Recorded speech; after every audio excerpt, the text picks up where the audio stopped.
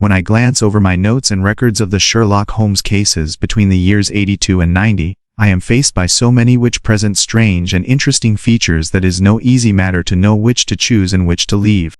Some, however, have already gained publicity through the papers, and others have not offered a field for those peculiar qualities which my friend possessed in so high a degree, and which it is the object of these papers to illustrate.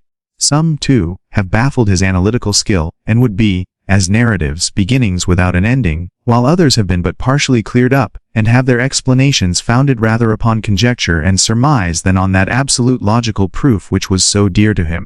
There is, however, one of these last which was so remarkable in its details, and so startling in its results, that I am tempted to give some account of it, in spite of the fact that there are points in connection with it which never have been, and probably never will be, entirely cleared up. The year 87 furnished us with a long series of cases of greater or less interest of which I retain the records. Among my headings under this one 12 months I find an account of the adventure of the Paradol Chamber, of the Amateur Mendicant Society, who held a luxurious club in the lolt of a furniture warehouse, of the facts connected with the loss of the British bark Sophie Anderson, of the singular adventures of the Grice Patersons in the island of Uffa, and finally of the Camberwell poisoning case. In the latter, as may be remembered, Sherlock Holmes was able, by winding up the dead man's watch, to prove that it had been wound up 2 hours before, and that therefore the deceased had gone to bed within that time. A deduction which was of the greatest importance in clearing up the case. All these I may sketch out at some future date, but none of them present such singular features as the strange train of circumstances which I have now taken up my pen to describe. It was in the latter days of September, and the equinoctial gales had set in with exceptional violence. All day the wind had screamed and the rain had beaten against the windows, so that even here in the heart of great, hand-made London we were forced to raise our minds for the instant from the routine of life, and to recognize the presence of those great elemental forces which shriek at mankind through the bars of his civilization, like untamed beasts in a cage. As evening drew in, the storm grew higher and louder, and the wind cried and sobbed like a child in the chimney. Sherlock Holmes sat moodily at one side of the fireplace cross-indexing his records of crime, while I at the other was deep in one of Clark Russell's fine sea stories until the howl of the gale from without seemed to blend with the text, and the splash of the rain to lengthen out into the long swash of the sea waves. My wife was on a visit to her mother's, and for a few days I was a dweller once more in my old quarters at Baker Street. Said I, glancing up at my companion. That was surely the bell. Who could come tonight? Some friend of yours, perhaps. Except yourself I have none, he answered. I do not encourage visitors. A client, then? If so, it is a serious case. Nothing less would bring a man out on such a day and at such an hour. But I take it that it is more likely to be some crony of the landlady's. Sherlock Holmes was wrong in his conjecture, however, for there came a step in the passage and a tapping at the door. He stretched out his long arm to turn the lamp away from himself and towards the vacant chair upon which a newcomer must sit. "Come in," said he. The man who entered was young, some 22 at the outside, well-groomed and trimly clad, with something of refinement and delicacy in his bearing. The streaming umbrella which he held in his hand, and his long shining waterproof told of the fierce weather through which he had come. He looked about him anxiously in the glare of the lamp, and I could see that his face was pale and his eyes heavy, like those of a man who is weighed down with some great anxiety. "I owe you an apology," he said, raising his golden pince-nez to his eyes. "I trust that I am not intruding. I fear that I have brought some traces of the storm and rain into your snug chamber." "Give me your coat and umbrella," said Holmes. "They may rest here on the hook and will be dry presently. You have come up from the south-west, I see." "Yes, from Horsham." "That clay and chalk mixture which I see upon your toe caps is quite distinctive." "I have come for advice." "That is easily got." "And help." "That is not always so easy." "I have heard of you, Mr. Holmes. I heard from Major Prendergast how you saved him in the Tankerville Club scandal." "Ah, of course. He was wrongfully accused of cheating at cards." "He said that you could solve anything." "He said too much." "That you are never beaten." "I have been beaten 4 times, 3 times by men, and once by a woman." "But what is that compared with the number of your successes?" "It is true that I have been generally successful." "Then you may be so with me." "I beg that you will draw your chair up to the fire and favor me with some details as to your case." "It is no ordinary one." "None of those which come to me are. I am the last court of appeal." "And yet I question, sir, whether, in all your experience, you have ever listened to a more mysterious and inexplicable chain of events than those which have happened in my own family." "You fill me with interest," said Pray give us the essential facts from the commencement, and I can afterwards question you as to those details which seem to me to be most important. The young man pulled his chair up and pushed his wet feet out towards the blaze. My name Said he, is John Openshaw, but my own affairs have, as far as I can understand, little to do with this awful business. It is a hereditary matter, so in order to give you an idea of the facts, I must go back to the commencement of the affair. You must know that my grandfather had 2 sons, my uncle Elias and my father Joseph. My father had a small factory at Coventry, which he enlarged at the time of the invention of bicycling. He was a patentee of the Openshaw unbreakable tire, and his business met with such success that he was able to sell it and to retire upon a handsome competence. My uncle Elias emigrated to America when he was a young man and became a planter in Florida, where he was reported to have done very well. At the time of the war he fought in Jackson's army, and afterwards under Hood, where he rose to be a colonel. When Lee laid down his arms my uncle returned to his plantation, where he remained for 3 or 4 years. About 1869 or 1870 he came back to Europe and took a small estate in Sussex near Horsham. He had made a very considerable fortune in the States, and his reason for leaving them was his aversion to the Negroes, and his dislike of the Republican policy in extending the franchise to them. He was a singular man, fierce and quick-tempered, very foul-mouthed when he was angry, and of a most retiring disposition. During all the years that he lived at Horsham I doubt if ever he set foot in the town. He had a garden and 2 or 3 fields round his house, and there he would take his exercise, though very often for weeks on end he would never leave his room. He drank a great deal of brandy and smoked very heavily, but he would see no society and did not want any friends, not even his own brother. He didn't mind me, in fact, he took a fancy to me, for at the time when he saw me first I was a youngster of 12 or so. This would be in the year 1878, after he had been 8 or 9 years in England. He begged my father to let me live with him, and he was very kind to me in his way. When he was sober he used to be fond of playing backgammon and draughts with me, and he would make me his representative both with the servants and with the tradespeople, so that by the time that I was 16 I was quite master of the house. I kept all the keys and could go where I liked and do what I liked, so long as I did not disturb him in his privacy. There was one singular exception, however, for he had a single room, a lumber room up among the attics, which was invariably locked, and which he would never permit either me or anyone else to enter. With a boy's curiosity I have peeped through the keyhole, but I was never able to see more than such a collection of old trunks and bundles as would be expected in such a room.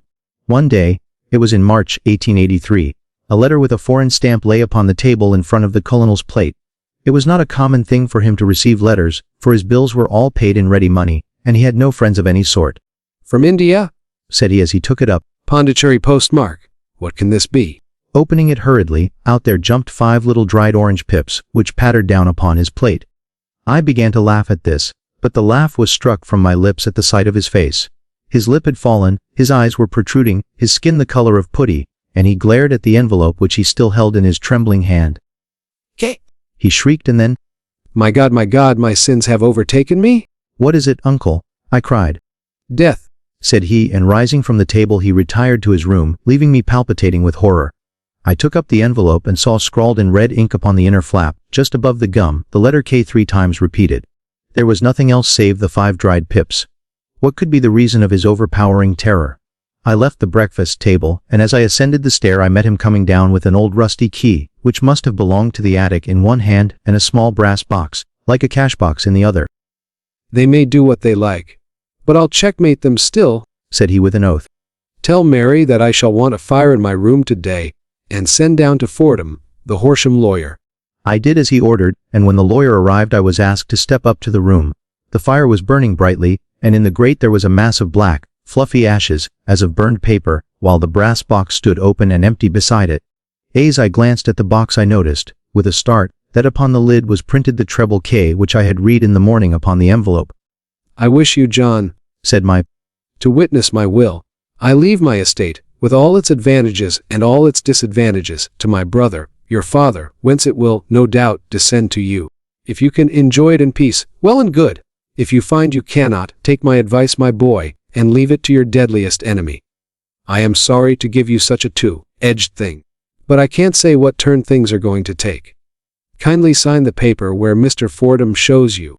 I signed the paper as directed, and the lawyer took it away with him.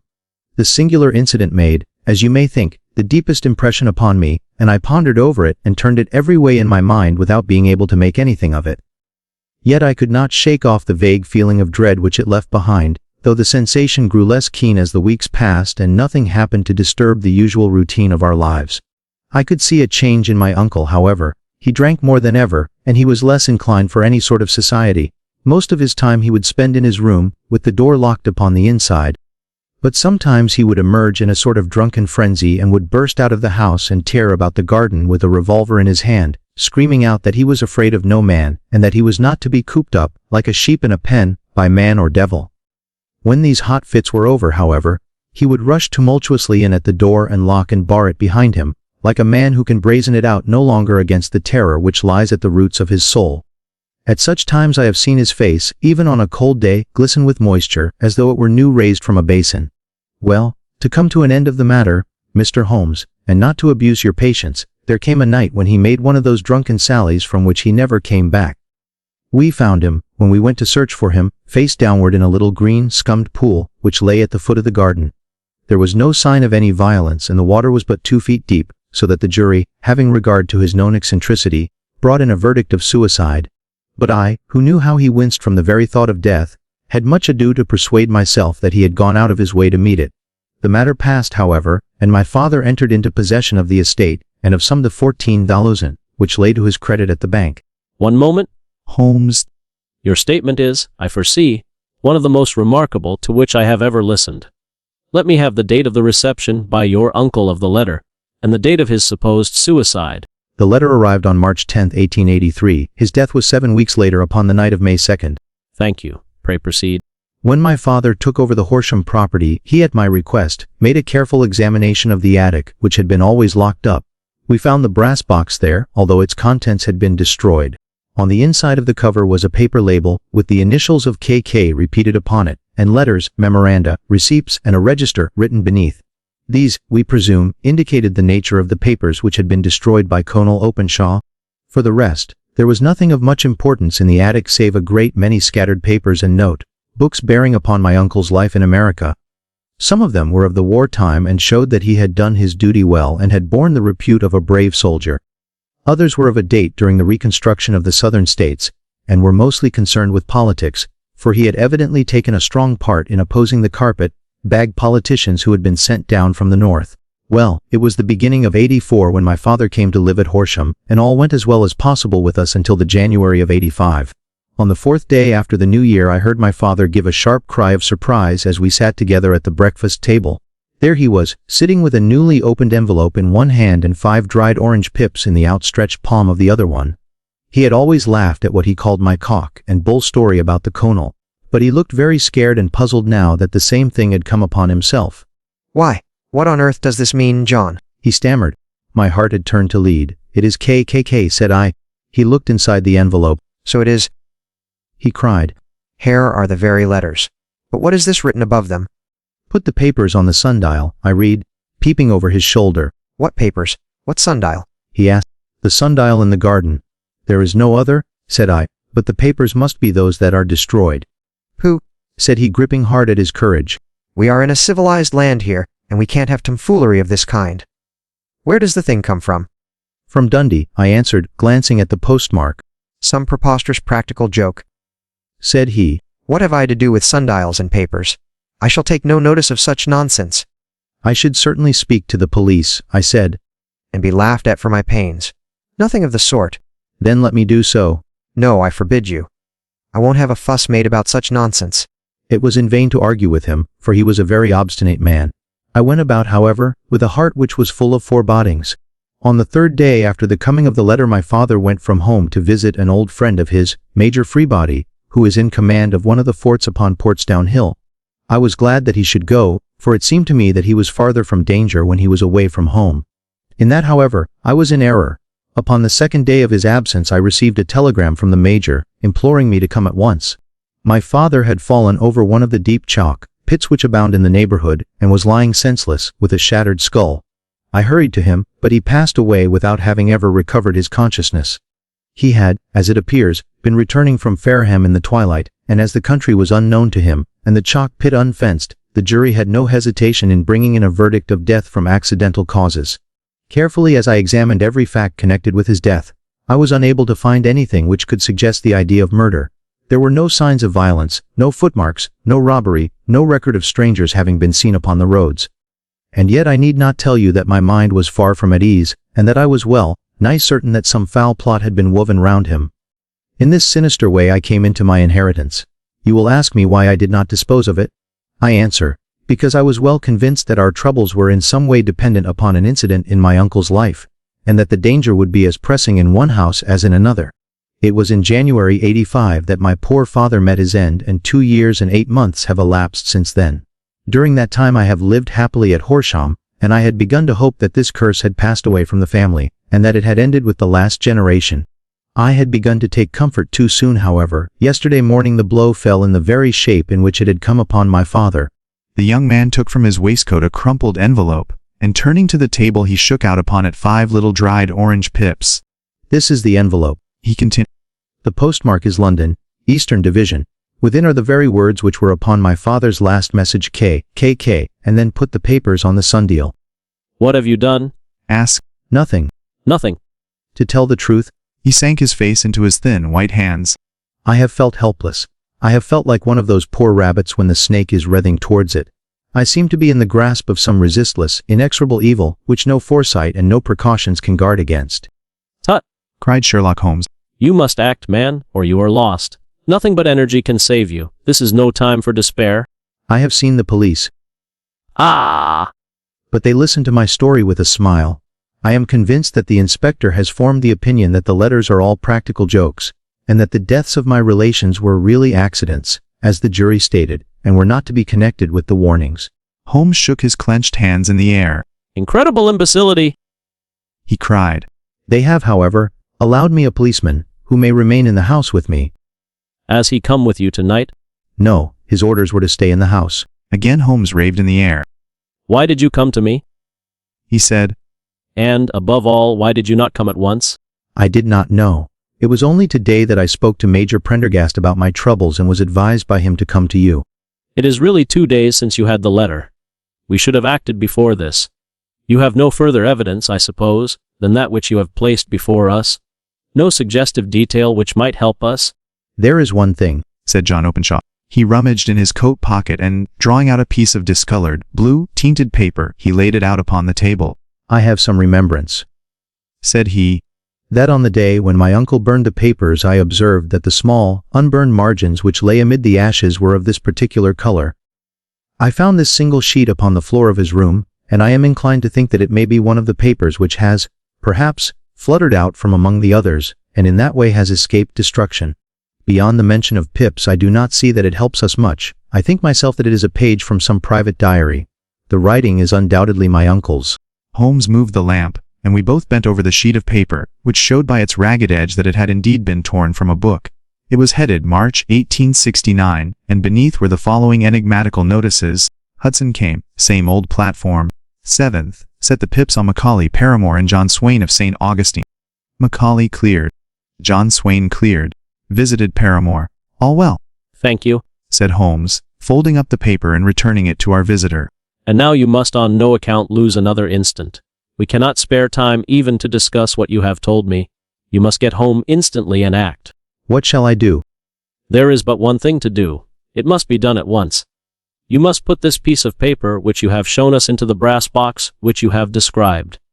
You must also put in a note to say that all the other papers were burned by your uncle, and that this is the only one which remains.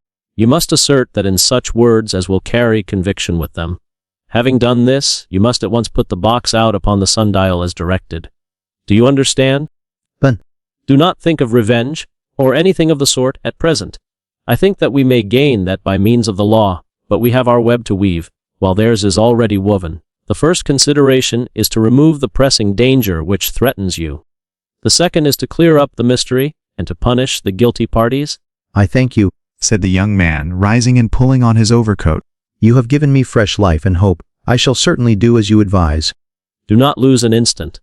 And, above all, take care of yourself in the meanwhile, for I do not think that there can be a doubt that you are threatened by a very real and imminent danger. How do you go back? By train from Waterloo. It is not yet 9. The streets will be crowded, so I trust that you may be in safety. And yet you cannot guard yourself too closely. I am armed. That is well. Tomorrow I shall set to work upon your case? I shall see you at Horsham then. No, your secret lies in London. It is there that I shall seek it. Then I shall call upon you in a day or in 2 days with news as to the box and the papers. I shall take your advice in every particular. He shook hands with us and took his leave. Outside the wind still screamed and the rain splashed and pattered against the windows. This strange, wild story seemed to have come to us from amid the mad elements, blown in upon us like a sheet of sea, weed in a gale, and now to have been reabsorbed by them once more. Sherlock Holmes sat for some time in silence, with his head sunk forward and his eyes bent upon the red glow of the fire. Then he lit his pipe, and leaning back in his chair he watched the blue smoke rings as they chased each other up to the ceiling. I think, Watson, He remarked, that of all our cases we have had none more fantastic than this. Save, perhaps, the sign of 4. Well, yes, save perhaps that. And yet this John Openshaw seems to me to be walking amid even greater perils than did the Sholtos. But have you I asked. formed any definite conception as to what these perils are? There can be no question as to their nature. He answered. Then what are they? Who is this KKK and why does he pursue this unhappy family? Sherlock Holmes closed his eyes and placed his elbows upon the arms of his chair, with his finger tips together. The ideal reasoner He remarked, would, when he had once been shown a single fact in all its bearings, deduce from it not only all the chain of events which led up to it, but also all the results which would follow from it. As Cuvier could correctly describe a whole animal by the contemplation of a single bone, so the observer who has thoroughly understood one link in a series of incidents should be able to accurately state all the other ones, both before and after. We have not yet grasped the results which the reason alone can attain to. Problems may be solved in the study which have baffled all those who have sought a solution by the aid of their senses. To carry the art, however, to its highest pitch, it is necessary that the reasoner should be able to utilize all the facts which have come to his knowledge, and this in itself implies, as you will readily see, a possession of all knowledge, which, even in these days of free education and encyclopedias, is a somewhat rare accomplishment. It is not so impossible, however, that a man should possess all knowledge which is likely to be useful to him in his work, and this I have endeavored in my case to do. If I remember rightly, you on one occasion, in the early days of our friendship, defined my limits in a very precise fashion. I answered laughing. It was a singular document. Philosophy, astronomy, and politics were marked at 0, I remember. Botany variable, geology profound as regards the mud stains from any region within 50 miles of town, chemistry eccentric, anatomy unsystematic, sensational literature and crime records unique, violin player, boxer, swordsman, lawyer, and self-poisoner by cocaine and tobacco. Those, I think, were the main points of my analysis. Holmes grinned at the last item. He said, I say now, as I said then, that a man should keep his little brain attic stocked with all the furniture that he is likely to use, and the rest he can put away in the lumber room of his library, where he can get it if he wants it. Now, for such a case as the one which has been submitted to us to-night, we need certainly to muster all our resources. Kindly hand me down the letter K of the American Encyclopedia which stands upon the shelf beside you. Thank you. No, let us consider the situation and see what may be deduced from it. In the first place, we may start with a strong presumption that Colonel Openshaw had some very strong reason for leaving America. Men at his time of life do not change all their habits and exchange, willingly, the charming climate of Florida for the lonely life of an English provincial town. His extreme love of solitude in England suggests the idea that he was in fear of someone or something. So we may assume as a working hypothesis that it was fear of someone or something which drove him from America. As to what it was he feared, we can only deduce that by considering the formidable letters which were received by himself and his successors. Did you remark the postmarks of those letters? The first was from Pondicherry, the second from Dundee, and the third from London. From East London. What do you deduce from that? They're all seaports. That the writer was on board of a ship. Excellent. We have already a clue. There can be no doubt that the strong probability, is that the writer was on board of a ship. And now let us consider another point. In the case of Pondicherry, 7 weeks elapsed between the threat and its fulfillment. In Dundee it was only some 3 or 4 days. Does that suggest anything? A greater distance to travel. But the letter had also a greater distance to come. Then I do not see the point. There is at least a presumption that the vessel in which the man or men are is a sailing ship. It looks as if they always send their singular warning or token before them when starting upon their mission. You see how quickly the deed followed the sign when it came from Dundee. If they had come from Pondicherry in a steamer, they would have arrived almost as soon as their letter. But as a matter of fact, 7 weeks elapsed. I think that those 7 weeks represented the difference between the mail boat which brought the letter and the sailing vessel which brought the writer. It is possible? More than that, it is probable. And now you see the deadly urgency of this new case, and why I urged young Openshaw to caution.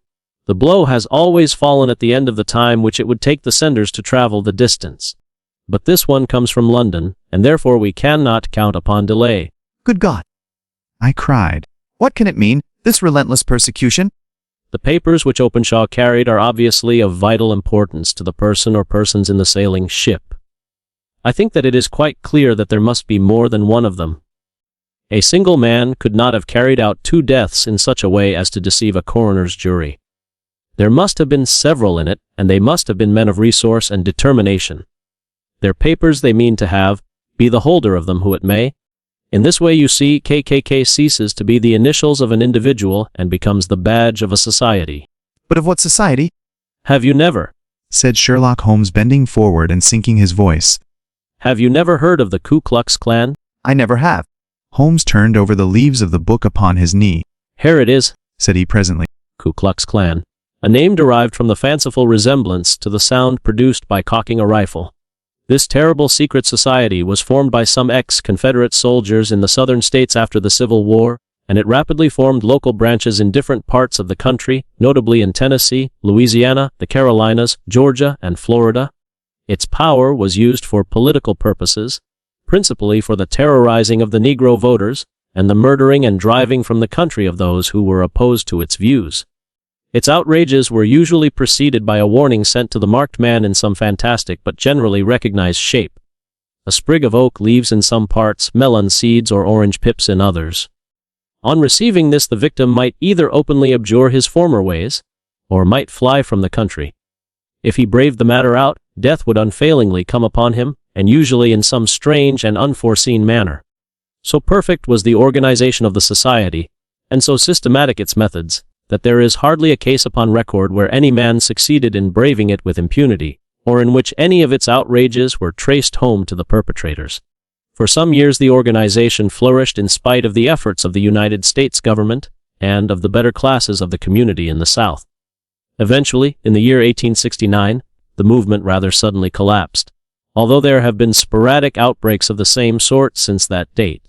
You will observe, said Holmes, laying down the volume, that the sudden breaking up of the society was coincident with the disappearance of Openshaw from America with their papers. It may well have been cause and effect.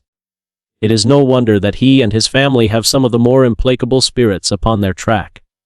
You can understand that this register and diary may implicate some of the first men in the South, and that there may be many who will not sleep easy at night until it is recovered. Then the page we have seen. As such as we might expect. It ran, if I remember right, sent the pips to A, B, and C. That is, sent the society's warning to them. Then there are successive entries that A and B cleared, or left the country, and finally that C was visited, with, I fear, a sinister result for C. Well, I think, Doctor, that we may let some light into this dark place, and I believe that the only chance young Openshaw has in the meantime is to do what I have told him. There is nothing more to be said or to be done tonight, so hand me over my violin and let us try to forget for half an hour the miserable weather, and the still more miserable ways of our fellow men. It had cleared in the morning, and the sun was shining with a subdued brightness through the dim veil which hangs over the great city. Sherlock Holmes was already at breakfast when I came down. You will excuse me for not waiting for you? Said he. I foresee, a very busy day before me in looking into this case of young Openshaw's. What steps will you take? I asked. It will very much depend upon the results of my first inquiries. I may have to go down to Horsham, after all. You will not go there first. No, I shall commence with the city. Just ring the bell and the maid will bring up your coffee. As I waited, I lifted the unopened newspaper from the table and glanced my eye over it. It rested upon a heading which sent a chill to my heart. Holmes, I cried. You are too late. Ah! Said he, laying down his cup. I feared as much. How was it done? He spoke calmly, but I could see that he was deeply moved. My eye caught the name of Openshaw, and the heading Tragedy near Waterloo Bridge. Here is the account. Between 9 and 10 last night, Police Constable Cook of the H Division on duty near Waterloo Bridge heard a cry for help and a splash in the water. The night, however, was extremely dark and stormy, so that, in spite of the help of several passers-by, it was quite impossible to effect a rescue. The alarm, however, was given, and by the aid of the water police the body was eventually recovered.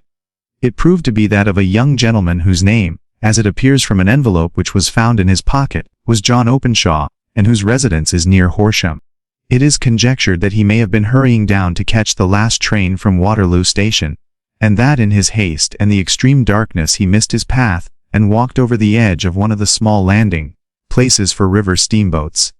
The body exhibited no traces of violence, and there can be no doubt that the deceased had been the victim of an unfortunate accident, which should have the effect of calling the attention of the authorities to the condition of the riverside landing stages. We sat in silence for some minutes, Holmes more depressed and shaken than I had ever seen him. That hurts my pride, Watson, he said at last. It is a petty feeling, no doubt, but it hurts my pride. It becomes a personal matter with me now, and, if God sends me health, I shall set my hand upon this gang. That he should come to me for help, and that I should send him away to his death. He sprang from his chair and paced about the room in uncontrollable agitation, with a flush upon his sallow cheeks and a nervous clasping and unclasping of his long, thin hands. They must be cunning devils, he exclaimed at last. How could they have decoyed him down there? The embankment is not on the direct line to the station. The bridge, no doubt, was too crowded, even on such a night, for their purpose. Well, Watson, we shall see who will win in the long run. I am going out now. To the police. No, I shall be my own police. When I have spun the web they may take the flies, but not before. All day I was engaged in my professional work, and it was late in the evening before I returned to Baker Street. Sherlock Holmes had not come back yet. It was nearly 10 o'clock before he entered, looking pale and worn. He walked up to the sideboard, and tearing a piece from the loaf he devoured it voraciously, washing it down with a long draught of water. You are hungry? I remarked. Starving. It had escaped my memory. I have had nothing since breakfast. Nothing? Not a bite. I had no time to think of it. And how have you succeeded? You have a clue. I have them in the hollow of my hand. Young Openshaw shall not long remain unavenged. Why, Watson, let us put their own devilish trademark upon them. It is well thought of. What do you mean? He took an orange from the cupboard, and tearing it to pieces he squeezed out the pips upon the table. Of these he took 5 and thrust them into an envelope. On the inside of a flap he wrote, S.H. for J.O. Then he sealed it and addressed it to Captain James Calhoun, Bark Lone Star, Savannah, Georgia. That will await him when he enters port, said he, chuckling. It may give him a sleepless night. He will find it as sure a precursor of his fate as Openshaw did before him. And who is this Captain Calhoun? The leader of the gang. I shall have the others, but he first. How did you trace it then? He took a large sheet of paper from his pocket, all covered with dates and names. I have spent the whole day, said he, over Lloyd's registers and files of the old papers, following the future career of every vessel which touched at Pondicherry in January and February in '83. There were 36 ships of fair tonnage which were reported there during those months. Of these one, the Lone Star, instantly attracted my attention, since, although it was reported as having cleared from London, the name is that which is given to one of the states of the Union. Texas, I think. I was not and am not sure which, but I knew that the ship must have an American origin. What then? I searched the Dundee records, and when I found that the bark Lone Star was there in January '85, my suspicion became a certainty. I then inquired as to the vessels which lay at present in the port of London. Yes. The Lone Star had arrived here last week. I went down to the Albert Dock and found that she had been taken down the river, by the early tide this morning, homeward bound to Savannah. I wired to Gravesend and learned that she had passed some time ago, and as the wind is easterly I have no doubt that she is now past the Goodwins and not very far from the Isle of Wight. What will you do then? Oh, I have my hand upon him. He and the 2 mates are, as I learn, the only native-born Americans in the ship. The others are Finns and Germans. I know, also, that they were all 3 away from the ship last night. I had it from the stevedore who has been loading their cargo. By the time that they're sailing, ship reaches Savannah, the mail boat will have carried this letter, and the cable will have informed the police of Savannah that these 3 gentlemen are badly wanted here upon a charge of murder. There is ever a flaw, however, in the best laid of human plans, and the murderers of John Openshaw were never to receive the orange pips which would show them that another, as cunning and as resolute as themselves, was upon their track. Very long and very severe were the equinoctial gales that year. We waited long for news of the Lone Star of Savannah, but none ever reached us. We did at last hear that somewhere far out in the Atlantic a shattered stern post of a boat was seen swinging in the trough of a wave with the letters L.S. carved upon it, and that is all which we shall ever know of the fate of the Lone Star.